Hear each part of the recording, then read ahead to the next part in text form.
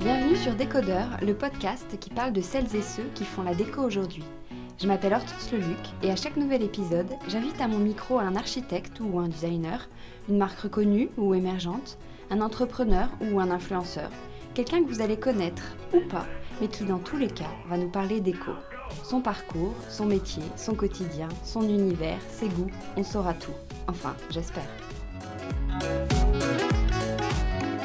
Pour ce premier épisode de Décodeur, je reçois Charlotte Cadet. Il y a 4 ans, elle a créé le site Brocante Lab, qui s'appelle désormais Celency, avec Maxime Brousse, son compagnon. Première brocante communautaire en ligne pour acheter et vendre des meubles et objets d'occasion, Celency a offert un nouveau visage au monde de la brocante. Grâce à eux, on peut désormais chiner depuis son canapé des pièces uniques et de qualité. Charlotte connaît son sujet par cœur. Elle partage avec nous sa passion pour la déco et la brocante. Une conversation enregistrée au Terrasse Hôtel, dans une jolie chambre avec vue sur Paris, à quelques rues de Montmartre. C'est parti. Bonjour Charlotte. Bonjour Hortense. Je suis très heureuse de te recevoir pour parler déco avec toi. On s'était rencontrés au moment où tu lançais Celency, il y a quelques années. Est-ce que tu as l'impression que c'était hier ou c'était il y a très longtemps ? C'est difficile à dire, c'est un peu les deux. J'ai ressenti qu'il s'est passé quand même beaucoup de temps depuis.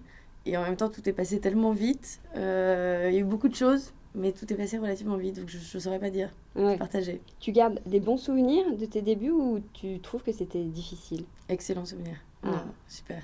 Ouais. Pour commencer, je vais quand même te poser une question que tu as entendue 150 fois. Comment t'es venue l'idée de créer un site autour de la brocante ? Est-ce que tu chines depuis toujours ou c'est plutôt une opportunité que tu as eue ? En fait, je suis passionnée de déco pour le coup. Je ne vais pas dire depuis toujours, mais depuis en tout cas que je suis en âge de meubler, décorer mon intérieur. Et quand quand j'ai eu mon premier job et que j'ai emménagé du coup dans mon appart, j'ai vraiment eu envie de dire adieu à tout ce qui était Ikea, Maison du Monde, en tout cas le très standardisé. Et j'ai eu envie de me tourner plutôt vers des pièces qui ont une âme, qui racontent une histoire, etc. Et donc là, j'ai pas mal chiné dans des brocantes, mais aussi sur Le Bon Coin, sur eBay, etc. Et je me rendais compte que c'était une démarche qui était qui prenait beaucoup de temps et que j'avais pas forcément ce temps-là. Et donc là, je me suis dit, mais en fait, ce serait canon d'avoir un site qui sélectionne pour moi les plus belles pièces d'occasion, au bon prix, des pièces qui ont une âme, qui ont du charme et qui vont apporter une vraie personnalité à notre intérieur. Donc voilà comment est venue l'idée de création de valeur côté acheteur. Et puis après, en fait, en allant sur les brocantes, j'ai aussi vachement discuté avec des brocanteurs, des antiquaires. Et je me suis rendu compte qu'eux aussi avaient besoin de transformer un petit peu leur activité, leur métier, de prendre le virage du digital, mais ne savaient pas vraiment comment le faire. Ils utilisaient un petit peu les sites de petites annonces. Mais voilà. Et donc, la fusion de ces deux besoins a donné naissance à Brocante Lab au début, qui est devenu depuis Celency. Oui, on va en reparler. Donc, mais tu t'étais dit que tu allais être entrepreneur ou c'est le hasard ? Non, je crois pas. En tout cas, quand j'ai fait mes études, j'étais pas partie pour être entrepreneur. Et quand j'ai démarré dans la vie active, pas du tout. Tu voulais faire quoi comme métier quand tu avais genre 15 ans ? Quand tu as commencé tes études ?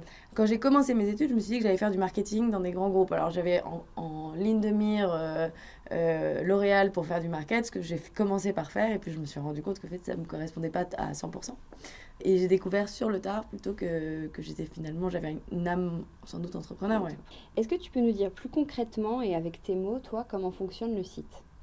Alors concrètement, le site, on est une plateforme, donc un intermédiaire entre des acheteurs d'une part et des vendeurs d'autre part.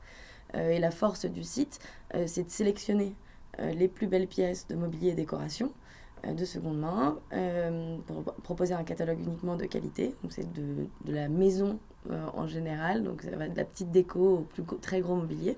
Et je pense que la force de Celency, au-delà de cette partie sélection, c'est surtout toute la dimension inspirationnelle que l'on propose, un petit peu comme un média, un magazine déco. On va vraiment guider nos utilisateurs. On ne fait pas une interview business, mais juste pour que les auditeurs comprennent bien, vous ne vendez rien, parce que ce ne sont pas vos produits. Ouais. Vous mettez en relation, donc quel est votre modèle économique ? Comment vous gagnez de l'argent ? En fait, du coup, en tant qu'intermédiaire, en effet, les pièces appartiennent toujours aux vendeurs, qu'ils soient professionnels ou particuliers. Et nous, on prend une commission sur les ventes. Donc, c'est-à-dire qu'on peut lister et mettre autant de produits qu'on veut. C'est totalement gratuit. Et on marche uniquement au succès, quoi. La commission, elle est de 15% pour les professionnels et 25% pour les particuliers. Et justement, pour les professionnels, vous avez lancé un service pour les pros.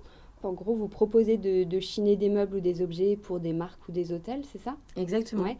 Et est-ce que ça veut dire que ça marche pas avec les particuliers ou est-ce que vous avez senti qu'il y avait un besoin? Non, alors ça veut pas dire que ça marche pas avec les particuliers, c'est surtout qu'on a vu qu'il y avait une belle opportunité et qu'on s'adressait pas du tout. On s'est rendu compte qu'on avait de plus en plus d'archis, de décorateurs, mais aussi des enseignes directement en effet qui achetaient sur Celency. Et on se rendait compte on leur parlait, on savait pas forcément leur parler, on ne les avait pas vraiment considérés, envisagés au départ. Ouais. Et donc on a décidé d'accélérer là-dessus et d'affiner notre service pour mieux les adresser. Mais ouais, non, on n'abandonne pas les particuliers. Alors, Celency a une vraie identité. Moi, je trouve qu'il y a un vrai style sur le site, notamment avec la sélection de vos produits. On ne trouve pas tout et n'importe quoi. Donc, j'ai plusieurs questions autour de ça. Par exemple, vous parlez de déco vintage de qualité. Ça veut dire quoi, déco vintage de qualité? Bon, c'est un peu un raccourci parce que euh, disons que vintage, c'est un mot valise qui est souvent employé pour parler de Ouais. l'ancien, Ouais. que les gens entendent comme ça, alors qu'en fait, le vintage, pour nous, réellement, c'est plutôt un style. Mais bon, on s'entend, les gens comprennent bien vintage pour parler de l'ancien. Et de qualité, parce que les pièces qu'on choisit, ce sont des pièces qui sont en bon état, malgré leur ancienneté, quoi. Ouais. Alors justement, qu'est-ce qu'on trouve comme style de meuble? Alors moi j'ai l'impression, mais c'est sûrement parce que c'est mes goûts qui me tournent vers ça, qu'il y a beaucoup de meubles type années 50, 60. Est-ce que c'est un style qui est majoritaire ou tous les courants sont représentés? Alors, tous les courants sont représentés. En revanche, en effet, le vintage, les années 50, 60, 70 sont surreprésentés par rapport aux autres. Parce qu'il y a un engouement, il y a une vraie demande sur ce type de mobilier-là. Mais c'est vrai qu'on va aussi bien... alors, tout début du site, on a vraiment démarré avec les années 50. Et aujourd'hui, on a de plus en plus de mobilier art déco, aussi du classique, du 18e, 19e, et même des choses beaucoup plus contemporaines, du design, Ouais. etc. Ouais. Donc vraiment, tous les courants sont représentés. Il y en a C'est pour... pas toi qui as voulu particulièrement mettre en avant ce courant. Non, non, non, c'est vraiment que c'était la tendance du moment et c'est ce qu'on pouvait sourcer le plus facilement. Ouais. Mais alors du coup, concrètement, qu'est-ce que je peux vendre sur Celency? Quels sont les critères de style?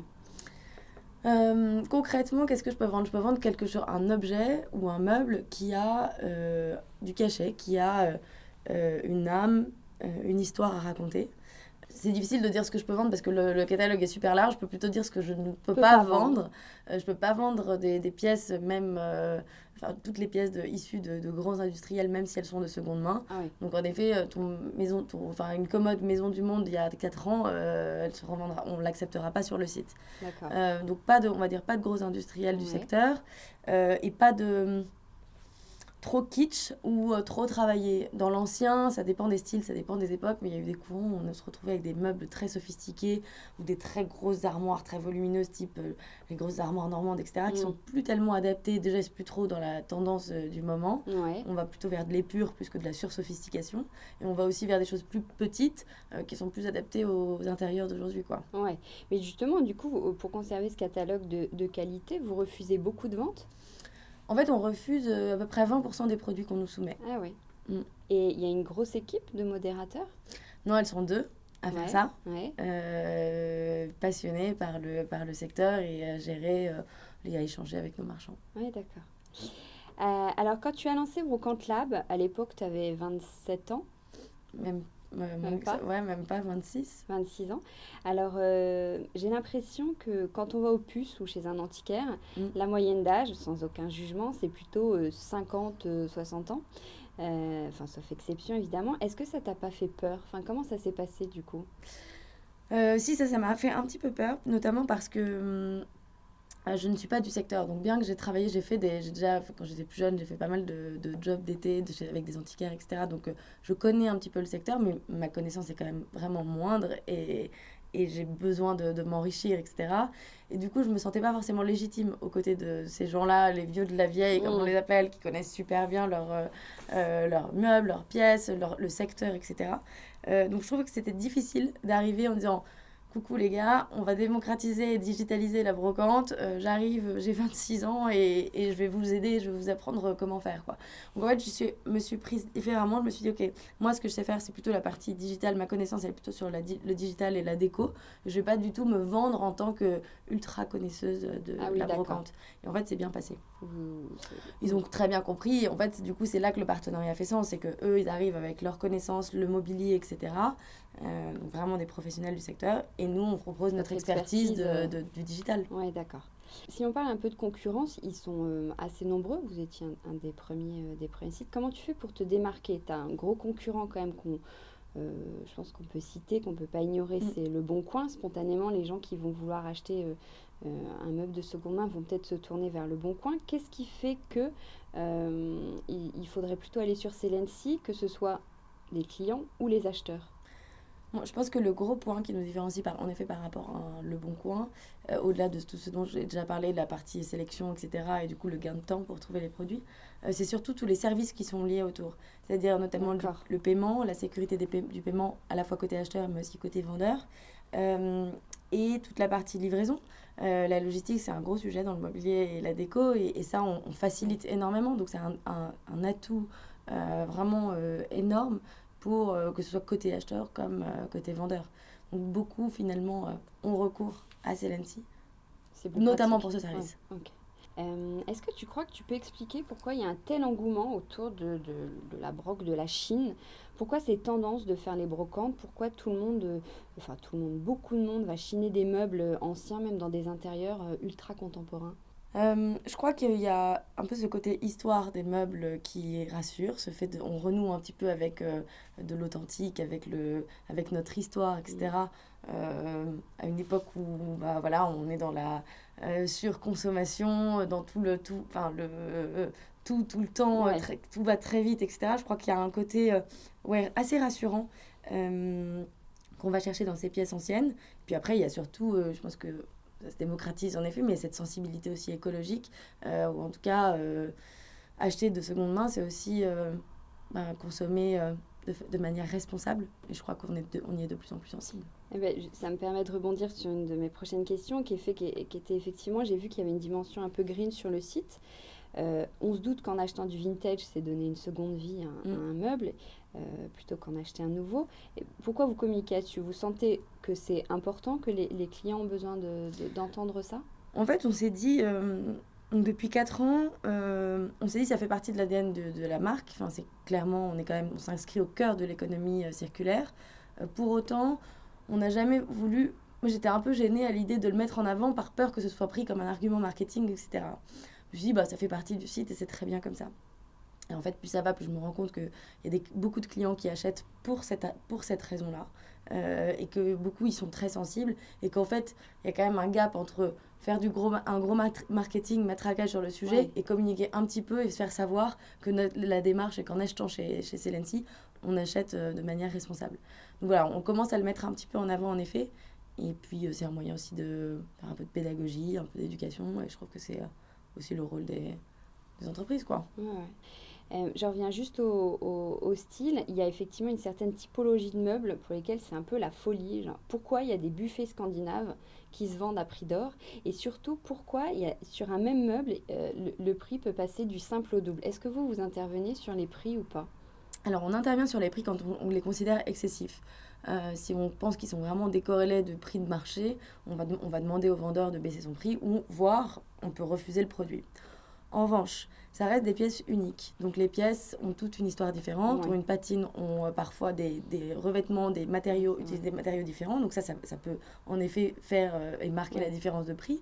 Il y a aussi le designer qui se trouve derrière le meuble. En effet, entre un meuble scandinave, on va dire lambda, et un meuble signé d'un grand designer de l'époque, évidemment, on peut passer du simple au double, au triple, voilà, fois 10.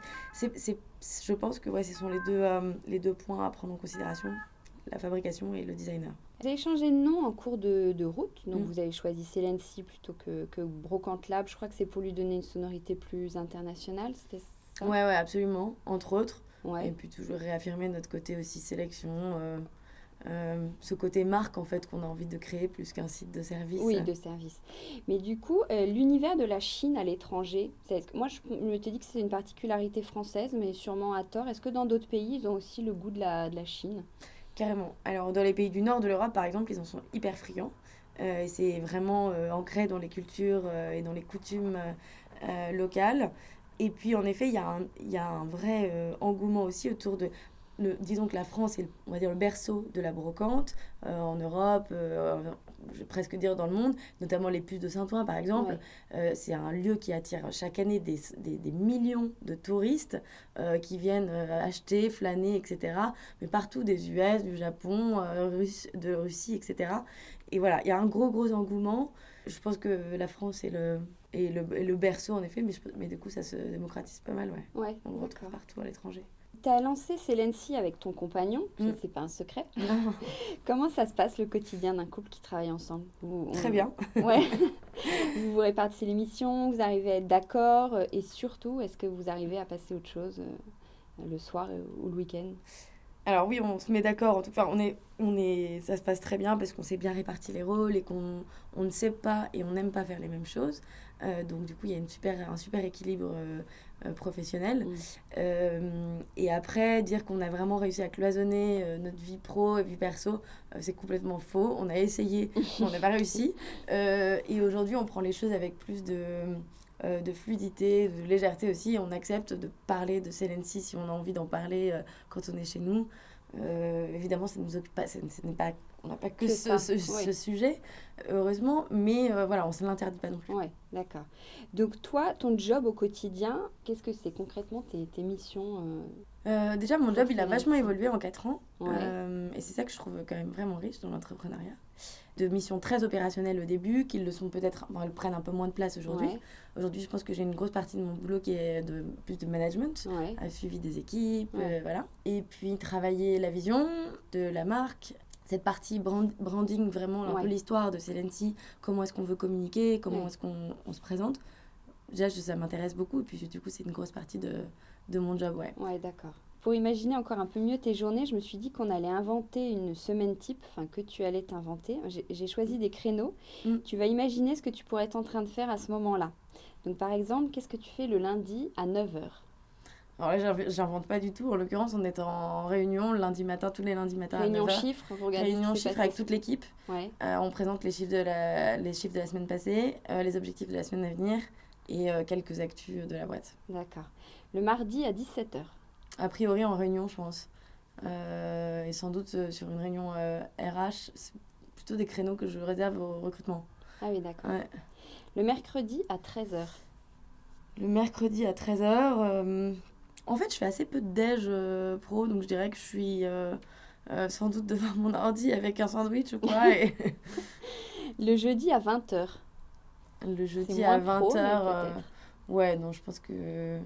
T'as quitté le bureau? J'ai quitté le bureau, a priori, et j'ai rejoint des amis pour aller boire un verre ou dîner. Et le vendredi à 14h? Le vendredi à 14h, c'est mon point hebdo avec l'équipe technique et produit. Ah oui. Quel est le moment de la journée que tu préfères? J'aime bien le matin, en fait. Pourtant, je suis pas vraiment du matin, mais j'adore le démarrage de la journée. J'ai pas mal de petites façons de m'énergiser, ou en tout cas de démarrer bien sur les bonnes... good vibes. Good vibes la journée. Et puis, je suis pas stressée par le temps. Je sais que j'ai toute la journée pour gérer, quoi. Au début, vous étiez 2. Et maintenant? Et maintenant, nous sommes une 30aine. Et donc, que font les gens? Qui sont les personnes de leur métier? Mais que font-ils? Écoute, si je schématise, on a, en gros, l'équipe est divisée en 3 pôles. Il y a un pôle qui s'occupe de toute la partie opération, donc vraiment que ce soit le marketing, mais aussi toute la logistique, le customer happiness, qui s'occupe de prendre soin de nos clients, etc. Customer happiness. Ouais, ça c'est l'esprit start-up, je pense. Donc là, tu as toute la partie opération. Un deuxième pôle qui est toute la partie technique et produit, qui est vraiment la clé, le cœur de notre activité. Et le troisième pôle, je dirais que c'est l'équipe sales, sourcing. Notre plus gros enjeu, c'est quand même de trouver les produits, les marchands et leurs pièces. Et donc, ils s'occupent de sourcer les meilleurs marchands en France et en Europe. Ah oui, d'accord. Du coup, tu en parlais un petit peu tout à l'heure. Avec tant de salariés, j'imagine qu'il y a beaucoup d'administratifs et donc du management, comme tu disais. Ce à quoi on pense peut-être pas forcément quand on crée sa boîte et qu'on est jeune. Est-ce que ça se passe bien? Alors pour moi, ça se passe très bien parce qu'en l'occurrence, je ne m'occupe pas du tout de la partie admin. C'est plutôt le sujet de Max. Donc je dirais que oui, ça se passe très bien. Et la partie management, moi, ça me passionne. Donc je suis ravie d'apprendre et de découvrir. Oui, parce que parfois, il y en a qui n'aiment pas forcément et c'est le pour toi, tout va bien. Il y a un vrai univers sur le site qui est très sympa. Il y a un vrai ton, notamment dans vos newsletters, comme je te disais l'autre jour. Je les trouve canons et je trouve qu'on a envie de cliquer. Je trouve, bon, vous avez tout gagné en marketing. Ça a l'air très gai chez vous. Est-ce que l'envers du décor est aussi fun? En tout cas, ça fait partie de nos valeurs et je crois que oui, Ouais. on fait attention à ça. On recrute sur ces critères-là. Ah oui. C'est important que... Le feeling est important au moment le du fit recrutement. est super Ouais. important. Il faut qu'on Ouais. ait envie d'aller boire un coup avec chacune des personnes Ah ouais. qui rejoint l'aventure. Il y a un côté en fait assez familial, je dirais, dans la Ouais. boîte. Et du coup, très friendly, très frais, quoi. Et puis, on est une équipe assez jeune. Je crois que la moyenne d'âge, elle doit être à 26-27 ans en Ah oui. fonction. Donc, tu vois, c'est... Ah ouais, d'accord. Donc là, on va terminer avec des questions un peu plus perso. Mm. Est-ce que tout à l'heure, tu nous faisais ta semaine un peu type. Mm. Est-ce que le week-end, par contre, tu chines, tu lis des magazines déco, tu découvres les nouvelles boutiques lifestyle ou tu satures et tu fais autre chose, tu vas au bowling? Globalement, ça dépend, je dirais, il n'y a pas vraiment de week-end type, mais par contre, c'est vrai que je cours plus les brocantes comme je le faisais Ouais. beaucoup avant. Peut-être par manque de temps ou peut-être par saturation, je sais pas, j'ai pas identifié la cause Ouais. vraiment. Mais en revanche, je reste en veille tout le temps, c'est-à-dire je continue de lire beaucoup de magazines. Je regarde, bon, sur Instagram évidemment, énormément aussi. Ouais. Pinterest, je continue aussi. Enfin, voilà, je suis toujours en veille et forcément un petit peu plus le week-end parce que je prends un peu plus le temps de le faire. Ouais. Est-ce que chez toi, chez vous, avec Maxime, tout est récup, vintage, rétro, un peu comme ce qu'on peut trouver sur le site, ou vous évoluez dans un univers différent? Tout est chiné. Je crois que Maxime Ouais. a mis un point d'honneur à ce que j'achète tout sur Celency. Alors, Ouais. j'avais déjà pas mal de choses avant, mais du coup, on a acheté en effet pas mal, enfin quasiment que des choses que de l'ancien. J'essaie de trouver une pièce qui serait pas chinée. Bah, les plantes peut-être. Justement, tu changes souvent ta déco, Ouais, tout le temps, j'adore. mais J'adore. tout changer? Ah ouais, je change tout. Enfin, je Ou une change petite tout. pièce par-ci, une petite pièce par-là? Ouais, enfin une pièce, mais une pièce, c'est quand c'est une table basse ou, ou un Elle va plus canapé ou avec un le fauteuil, bah canapé, alors faut changer. ça change vraiment le look Ouais, ouais. de la pièce, quoi. J'adore faire tourner, faire circuler. Et tu dis je, est-ce que vous êtes deux Parce que... à choisir ou il n'y a que toi qui a le Ah si, dernier mot? non, pour les grosses... Enfin, évidemment, on choisit ensemble, mais disons que je prends le lead sur tout ça, parce que je crois qu'il aime bien, il a développé une vraie sensibilité en post-ingé maintenant avec le projet, avec Celency, mais à la base, les décos, c'était pas C'est forcément pas son... forcément son truc. Non, maintenant Ouais. il y est sensible et donc il Ouais. est content de Donner participer. son avis. Voilà, on décide ensemble, mais je m'occupe de sourcer, de trouver les idées, quoi. Ouais, d'accord. Est-ce que tu as des conseils justement à nous donner pour chiner? Est-ce qu'il y a des indispensables à avoir? Et techniquement, comment on fait? Moi, je pense que le meilleur conseil que je puisse donner, c'est un peu comme pour tout d'ailleurs dans la vie, mais c'est de se faire un œil. Pour ça, il faut regarder, il faut comprendre, il faut questionner, il faut lire. Parce que c'est comme ça qu'on comprend le prix des produits, qu'on comprend l'histoire des produits Mm. et la différence par rapport à Ouais, d'autres pièces qu'on pourrait acheter dans le neuf notamment. d'accord. Parce que, donc je te demandais, je reviens juste sur ma question, qu'est-ce qu'il faut chiner actuellement pour être tendance? Enfin, ceci dit, vu qu'on est dans l'univers de la brocante, est-ce qu'on peut quand même parler de tendance? Est-ce qu'il y a voilà, des indispensables? Oui, il y a des tendances. Là, clairement, je pense que c'est un peu je pense que le style art déco est en train de refaire surface. Donc je pense que ouais, il a tendance typiquement Mhm. du vintage, du scandinave, va forcément à un moment s'essouffler pour laisser place à autre chose. Oui, il y a des tendances, il y a des courants, un petit peu comme dans tout, quoi. Et globalement, ça suit d'ailleurs pas mal les tendances de la mode, en fait. Ah ouais. Ouais. Mm. Mais sur le mouvement dont tu parles justement, est-ce qu'il y a un mouvement que tu aimes particulièrement, un courant, un designer? Un designer que j'aime particulièrement, c'est une bonne question. Bon, après, on va dire que je suis relativement fascinée par le travail de Charlotte Perriand Mm. et de ses inspirations japonisantes, etc. Je trouve que en plus, c'est une figure féminine du design vous avez le même français, etc. Le même prénom, ouais, enfin, je suis pas mégalo à ce point quand même. Non, mais vraiment, je suis assez fascinée. Ouais. Et après, en fait, ce que j'adore, c'est vraiment le mix des styles. Et Oui. de la même manière avec les designers, je trouve que c'est riche de... Je me verrais pas acheter... je suis pas monomaniaque d'un designer où je me verrais acheter, collectionner toutes ces pièces et toutes ces icônes. Non. Oui, d'accord. On va terminer vraiment en légèreté avec les questions à Watt 1000. Tu vas comprendre. Alors, question à 2 euros, donc c'est la question qui vaut rien. Est-ce que t'en as pas marre de la Dame Jeanne? Non. Non, je crois pas. J'arrive pas à en avoir marre. Bon. Mais je l'ai pas chez moi, ceci dit. Ah, tu l'as pas chez toi. Question à 20 euros, donc le prix d'un mauvais objet. Quel est le pire achat déco que tu as fait? Ou que tu regrettes ou que tu assumes? C'est une bonne question. Ouais, je pense que c'est quand même mais je les ai encore. Les espèces de tabourets, parce que j'ai quand même des trucs... finalement, je me rends compte que j'ai des trucs Ikea chez moi. J'ai 2 tabourets, l'espèce de marchepied là. C'est très pratique, ces petits trucs à avoir chez soi. Mais c'est juste très moche. Oui, très moche. Question à 200 euros, le prix d'une jolie pièce. Quel est le meuble ou objet qui a un vrai effet waouh dans une pièce que tu conseillerais en disant tu mets ça, t'es sûr que ça va donner le ton? Je dirais en classique qui passe partout, parce que là tu me dis qu'une pièce, je sais pas dans quelle pièce on est, je sais pas dans quel style on est. Bon, un classique passe partout, c'est les miroirs soleil là, de Châty-Valoris. Ils sont très lumineux, ça éclaire, ça habille de dingue un mur, et on va dire que ça fit un petit peu avec tout. Ouais. Question à 3000 euros, donc le prix d'une vraie belle pièce. Est-ce qu'il y a un meuble dont tu rêves encore ou tu as l'impression d'avoir tout ce que tu veux chez toi? Non, j'ai pas tout ce que je veux chez moi. Je rêve... là, je rêve d'avoir un peu plus d'espace pour pouvoir mettre des meubles. Un peu plus de meubles. Et je pense que... Là, mon rêve, ce serait d'avoir un grand meuble de mercerie, ou en tout cas un meuble de métier, plein de tiroirs. Mais pour ça, il faudrait juste que j'ai la place. Je sais pas si ça irait dans mon appart parisien, là. Et justement, en parlant d'appart parisien, question à 500 000 euros. Waouh. Donc le prix d'un 50 mètres carrés, grosso modo. Si ton appart brûle, qu'est-ce que tu emportes tout de suite avec toi? Si mon appart brûle, qu'est-ce que j'emporte tout de suite avec moi? À Wattmill. C'est la dernière. Je pense que je prendrais quand même ma table. Je sais pas si j'arriverai à la porter, mais pour le coup, pour rebondir sur la question d'avant, on s'est offert avec Max du coup une table saharinen pied tulipe avec son plateau en marbre qui est magnifique. Mais du coup, je demanderai à Max de m'aider à la porter si on doit partir parce que j'arriverai pas toute seule, mais c'était la table de nos rêves et on est trop contents de l'avoir. Ah oui, excellent. Merci beaucoup Charlotte. Merci Hortense.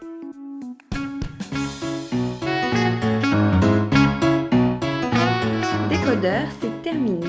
Merci pour votre écoute. J'espère que ce premier épisode vous a plu. N'hésitez pas à vous abonner à ce podcast, à laisser un commentaire sur iTunes ou sur la plateforme que vous utilisez, à suivre Décodeur sur Instagram, bref, à me faire des retours et surtout à en parler autour de vous. Merci, à la semaine prochaine.